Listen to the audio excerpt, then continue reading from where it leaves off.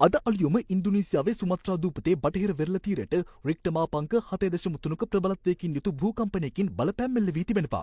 භූකම්පනයත් සමග අවදානම් කලාපයට සුනාමි අනතුරු ඇඟවීම් නිකුත් කරනවා. පහත් බිම් සහ වෙරළාසන්නයේ වෙසෙන පිරිස ආරක්ෂිත ස්ථාන වෙත යොමු කිරීමට බලධාරීන් පියවර ගත් නමුත් සුනාමි තත්ත්වයක් උද්ගත වූයේ නැහැ.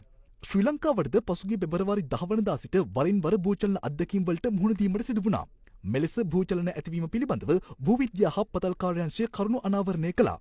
දැන් සිදුවෙන භූමිකම්පා බලද්දී පොළොව අභ්‍යන්තරයේ යම් ක්‍රියාකාරීත්වයක් තියෙන බව පේනවා. නමුත් ඉන්දුනීසියාවයි නවසීලන්තයේ ඇතිවෙච්ච භූමිකම්පා වල ඒවා ඇත්තම ඇති වෙලා තියෙන සබ්ඩක්ෂන් ෂෝන් වල. නමුත් ලංකාව ඒ වගේ ස්ථානයක නොපවතින නිසා ලංකාව තුල එවැනි භූමිකම්පාවක් ඇතිවීමේ හැකියාව බොහොම අඩුයි. දැනට තියෙන සුමාත්‍රා ඉන්දුනීසියාව වගේ දූපත් සරහා වෙන සුනාමි තත්ත්වය ලංකාවට එන්න පැය කමාරක් 3ක් අතර කාලයක් යෑමට ඉඩ තියෙන බැවින් අපිට සුනාමි තත්ත්වයකදී ජීවිත හානිය අවම කරගන්න වැඩ කටයුතු මේ විදිහට සලස්වලා තියෙනවා.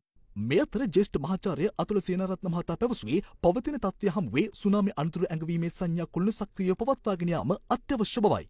2004 සුනාමියෙන් පස්සේ පෙර අනතුරු හැඟවීම් ටවර්ස් හැදුවා හැමතරම ඒවා ක්‍රියාත්මක කරනවාද කියලා වරින් වර බැලුවා. ඒක නිසා මිනිස්සු බොහොම දැනුවත් වෙලා හිටියා. නමුත් මට හිතෙනවා මේවා තවදුරටත් ඒ විදිහටම ක්‍රියාත්මක වෙනවද? ඒ වගේම මේ පෙරහුරු වීම තවමත් තියෙනවද? ඒ වගේම නිරන්තරයෙන් නඩත්තු කටයුතු මේ ටවර්ස් වල සිද්ධ වෙන්න ඕනෑමයි. මොකද හේතුව අපි දන්නේ නැහැ ඊළඟ සුනාමිය කොයි පැත්තෙන් එයිද කියලා.